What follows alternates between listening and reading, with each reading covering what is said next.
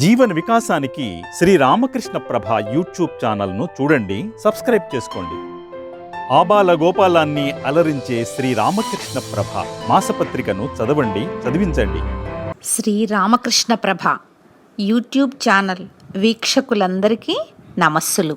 అధరం మధురం వదనం మధురం నయనం మధురం హసితం మధురం హృదయం మధురం గమనం మధురం మధురాధిపతేరఖిలం మధురం.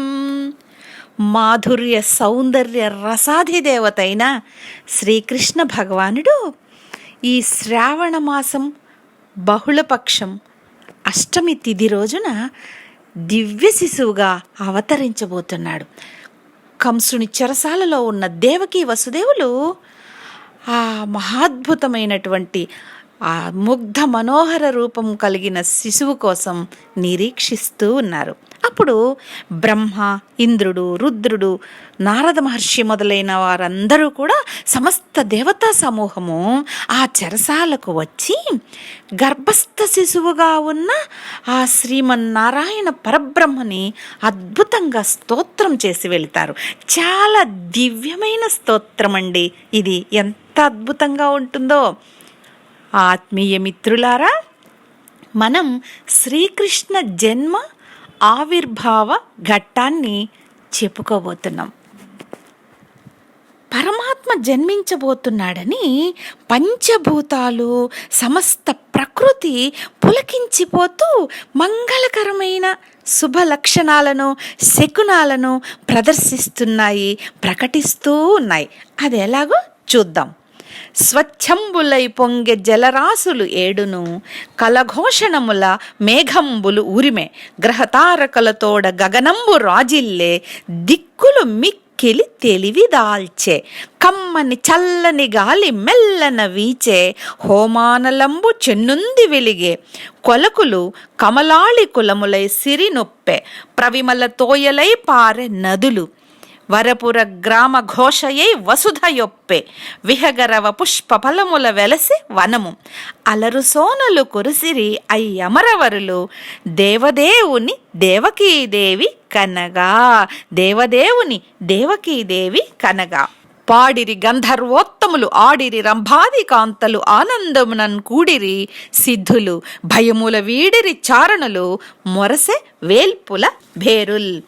దేవదేవుడైనటువంటి ఆ శ్రీకృష్ణ భగవానుడిని ఆ దేవకీదేవి ప్రసవిస్తూ ఉన్న సమయంలో 7 సముద్రాలు ఉప్పొంగాయి. మేఘాలు ఆనందంతో ఆ విషయాన్ని చాటుతున్నట్లుగా గర్జిస్తున్నాయంట. ఆకాశము గ్రహాలతోనూ తారకలతోనూ దివ్యంగా ప్రకాశిస్తోంది. దిక్కులన్నీ దివ్య కాంతులతో నిండిపోయాయి. చల్లని గాలి కమ్మని వాసనలతో మెల్లగా వీచింది. ఆ అర్ధరాత్రి ఋషులు ప్రత్యేకంగా చేస్తూ ఉన్న హోమకుండాలలో అగ్ని జ్వాజ్వల్యమానంగా వెలిగింది. ఎందుకు వెలగదు? సాక్షాత్తు యజ్ఞస్వరూపమైనటువంటి ఆ మహావిష్ణువు అవతరించబోతున్నాడు కదా. తామర పూలతోనూ వాటిలో ఝంకారాలు చేస్తూ తిరుగుతూ ఉన్న తుమ్మెదలతో కొలనులు కలకళలాడాయి. నదులు చాలా నిర్మలమైన నీటితో నిండుగా ప్రవహించాయి. శ్రేష్టమైన నగరాలతో, గ్రామాలతో, గోకులములతో, ఉత్సవాలతో భూదేవి వెలిగిపోయింది. ఎంత అద్భుతమైన ఆనందాన్ని, దివ్యమైన ఆనందాన్ని అనుభవిస్తోందో తల్లి. సాక్షాత్తు స్వామి స్పర్శ ఎంతో కాలం తనకి ఉంటుంది కదా. దివ్యమైనటువంటి పాద ముద్రలు. ఆహా, ఎంత దివ్యమైనటువంటి అద్భుతమైన సన్నివేశమో చూడండి. దేవకీదేవి అప్పుడు ఆ దివ్య శిశువుని ప్రసవించింది. ఇక్కడ చాలా చక్కటి పదం వాడతారండి. దేవదేవుని దేవకీదేవి కనగా అని అంటారు. కనగా అంటే మామూలు లౌకిక ధర్మంలో ఉన్నటువంటి కనడము కాదు. ఆ బాలుడు అలాగే ఒక లీలామానుష రూపవేషంతో, అద్భుతమైన లీలతో అక్కడ ఆ కారాగారంలో ఆవిర్భవించాడు, సాక్షాత్కరించాడు, ప్రత్యక్షమయ్యాడు. తనను తానే దివ్యమైన మహత్వపూర్ణమైనటువంటి ఒక అతిమానుషమైన లీలతో ప్రకటించుకున్నాడు స్వామి. అది ఎట్లా ఉన్నదో మూలంలో వ్యాస భగవానుడు రచించిన శ్లోకాలతో చూద్దాం. తమద్భుతం బాలకం అంబుజేక్షణం చతుర్భుజం శంఖగదార్యుధాయుధం శ్రీవత్సలక్ష్మం గలశోభికౌస్తుభం పీతాంబరం సాంద్రపయోద సౌభగం మహార్హవైడూర్య కిరీట కుండల త్విషా పరిష్వక్త సహస్రకుంతలం ఉద్దామ కాంచ్యం గద కంకణాదిభిర్విరోచమానం వసుదేవ ఐక్షత. ఆహా, దివ్యంగా ఉన్నటువంటి లక్షణాలతో పూర్ణచంద్రుడి కాంతులు చిమ్ముతూ ఉన్నటువంటి ఆ స్వామిని చూసి వసుదేవుడు పులకించిపోయాడండి, ఆశ్చర్యపోయాడు, ఉప్పొంగిపోయాడు. ఆ పారవశ్యం నుంచి తేరుకొని ఆ బాలుణ్ణి స్తోత్రం చేస్తున్నాడు. ఆహా, వసుదేవుడు దర్శించినటువంటి ఆ దేవకీదేవి వసుదేవులకి ధన్యతను చేకూర్చిన ఆ దివ్యమైనటువంటి ఆ బాల రూపాన్ని మనము చూద్దాం. మేఘవర్ణమైనటువంటి శరీరంతో ఉన్నాడు స్వామి. పొడవైన 4 బాహువులలో గద, శంఖం, చక్రము, పద్మము వెలుగొందుతూ ఉన్నాయి. తామర పువ్వు రేకుల వంటి కన్నులు, విశాలమైన వక్షస్థలం, కంఠంలో కౌస్తుభరత్నం కాంతులు విరజిమ్ముతూ ఉన్నాయి. అందమైన మొలత్రాడు, కంకణాలు, బాహుపురులు, సర్వావయవ సౌందర్య సంపద, సమ్మోహనామని చదువుతాం కదా మనము స్తోత్రంలో. అలాగా సమ్మోహకరమైనటువంటి దివ్య ఆభరణాలు ధరించి వెలుగొందుతూ ఉన్నాడు స్వామి.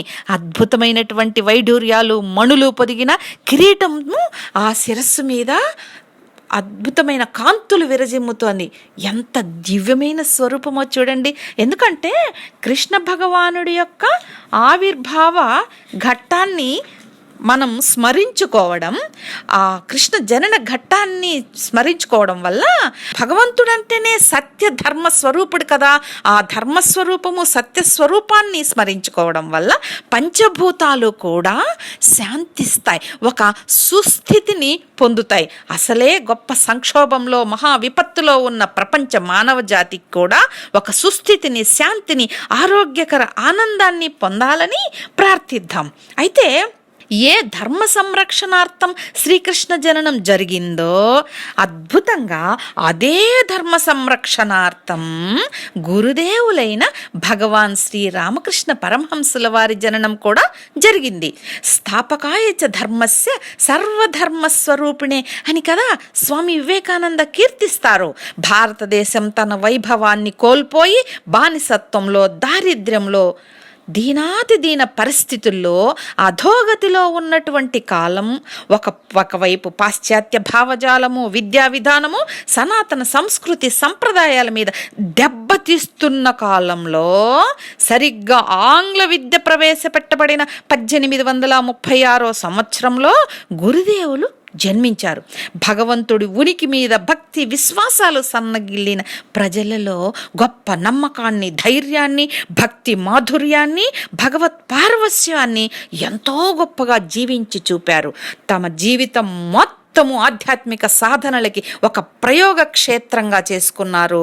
ఒక గొప్ప అద్భుతమైనటువంటి వేల కొలది సంవత్సరాల భారతీయ ఆధ్యాత్మిక ఔన్నత్యాన్ని, ఉన్నతోన్నత స్థితిని తమ అతి తక్కువ జీవితంలో జీవించి చూపించారు. అటువంటి మహజ్జీవితం గడిపినటువంటి రామకృష్ణుల వారి జనన ఘట్టము కూడా ఎంతో అద్భుతంగా దివ్యత్వంతో అలరారుతూ ఉంటుందండి. అసలు చదవండి, ఎంత పులకించిపోతామో చెప్పలేం. కృష్ణ భగవాను గర్భంలో ధరించిన ఆ దేవకీమాత వసుదేవుల దగ్గరికి దేవతలందరూ వచ్చారని చెప్పుకున్నాం కదా. రామకృష్ణుల తల్లిదండ్రులు పుణ్య దంపతులు, ధన్యజీవులు అయిన క్షుదీరాం చంద్రమణి దేవులకు కలిగినటువంటి అపురూప దేవతా దర్శనాలు కూడా మనల్ని ఎంతో విభ్రమానికి గురిచేసి అలౌకిక ఆనందంలో విహరింపజేస్తాయి. నిజం, క్షుదీరాము గయాక్షేత్రంకి వెళ్ళినప్పుడు సాక్షాత్తు శ్రీ మహావిష్ణువే సాక్షాత్కరించి ఇలా అంటాడు కదా, నాయనా క్షుదీరాం, నీ అపూర్వ భక్తి విశ్వాసాలకు ముగ్ధుడినయ్యానయ్యా, నీకు పుత్రుడిగా జన్మిస్తాను అని అంటాడు స్వామి సాక్షాత్తు రామకృష్ణుల వారి తండ్రితో. ఇక పుణ్యగేహిని అయినటువంటి చంద్రమణి దేవికి కలిగినటువంటి దేవి దేవతల దర్శనాలైతే చెప్పలేమండి. అస్సలు ఆమె ఆశ్చర్య ఆనందాలకి లోనయ్యేది. దేవతా స్వరూపాల నుంచి వెలువడిన దివ్య పరిమళము, దివ్య వాణి ఆమెని గొప్ప విస్మయానికి గురిచేసేవి. ఎంతో సంభ్రమంతో భర్తకి అన్నీ చెప్పుకునేదన్నమాట. ఆ దివ్యమైన పావన పురుషుడి సంస్పర్శ వలన అలాంటి అనుభవాలు కలుగుతున్నాయని క్షుదీరాము వివరిస్తాడు. అంత అద్భుతమైన అలౌకికమైన దివ్య దర్శనాలన్నీ కలుగుతాయి ఈ మహాద్భుతమైనటువంటి పుణ్యమూర్తులకి. అలాంటి విశుద్ధ గర్భ సంస్కారంతో జన్మించారు. ఒక దివ్యమైనటువంటి శుభ నక్షత్ర గ్రహ తారకలన్నీ పరివేష్టి ఉన్నటువంటి సమయంలో ఆ విధంగా గొప్ప సర్వజనాకర్షక సమ్మోహక శక్తి, అటు కృష్ణ భగవానుడికి ఎంత జనాకర్షణ వశీకరణ సమ్మోహన శక్తి ఉన్నదో అదేవిధంగా గురుదేవులలో కూడా అంతటి సర్వజనాకర్షణ సమ్మోహక శక్తి ఉందండి. ఎందుకంటే సామాన్య జనువుల నుంచి మహామేధావుల వరకు గొప్ప యోగుల వరకు కూడా ఆ శక్తి అలా ఆకర్షించి రప్పించుకుంది తన దగ్గరికి. చిన్నప్పటి నుంచి కూడా అసలు బాల్య లీలలు చదవండి, మన గురుదేవుల బాల్య లీలలన్నీ చదవండి, ఎంత గొప్పగా ఉంటాయో. ఆ శ్రీకృష్ణ లీలలతోటి, ఆ తత్వ మాధుర్యంతో ఈ లీలలు కానీ తత్వం కానీ ఏమాత్రము తీసిపోవు. ఎందుకంటే ఆ జగద్గురువే ఈ జగద్గురువు కదా. సాక్షాత్తు సత్యనిష్టలో నిత్యము ప్రతిష్ఠితులై ఉండేటువంటి మన గురుదేవులు చెప్తారు కదా, యుగ యుగాలుగా ఎవరు రాముడుగా కృష్ణుడుగా విరాజిల్లాడో అతనే ఇప్పుడు ఈ దేహంలో ఉన్నాడు అని చెప్పడం సత్యదూరం అంటారా? కానే కాదు, సాక్షాత్తు ఆ జగద్గురువే ఈ జగద్గురు ఆధునిక యుగంలో మనల్ని తరింపజేయడానికి అవతరించినటువంటి మహాద్భుతమైనటువంటి స్వరూపము, ఆచార్య అవతారము, జగద్గురు అవతారము శ్రీ రామకృష్ణుల వారు. అయితే రామకృష్ణుల వారి చరిత్రలో గోపాలేర్మ అన్నటువంటి మహాద్భుతమైనటువంటి యోగిని చరిత్ర చదివితే రామకృష్ణుల వారిలో ఉన్నటువంటి కృష్ణతత్వం అంతా కూడా మనకి అందులో లభిస్తుందండి. అంతేకాదు కృష్ణాష్టమి రామకృష్ణుల చరిత్రలో ఇంకొక విశేషమైనటువంటి అద్వితీయమైన అనుభవాన్ని, జ్ఞాపకాన్ని కూడా పొందుపరుచుకుంది, నిక్షిప్తం చేసుకుంది. ఎలాగంటే గురుదేవులు 1886 సంవత్సరంలో నిర్యాణం పొందిన తర్వాత గురుదేవులలో అస్థికలలో కొద్ది భాగాన్ని ఈ కృష్ణాష్టమి రోజే శిష్యులందరూ ఎంతో గొప్ప ఆరాధనా భావంతో భుజాల మీద మోసుకొని వచ్చి కాంకూరుగాచి అనే చోట ప్రతిష్టాపన చేసి ఒక ఆలయాన్ని నిర్మించడానికి పునాది అయినటువంటి రోజు ఈ కృష్ణాష్టమి. ఈ విధంగా కృష్ణాష్టమి, కృష్ణ జననము, కృష్ణ తత్వము కూడా గురుదేవుల చరిత్రతో అద్భుతంగా అవినాభావ సంబంధంతో విరాజిల్లుతున్నాయి. జై శ్రీరామకృష్ణ. కృష్ణం వందే జగద్గురుం.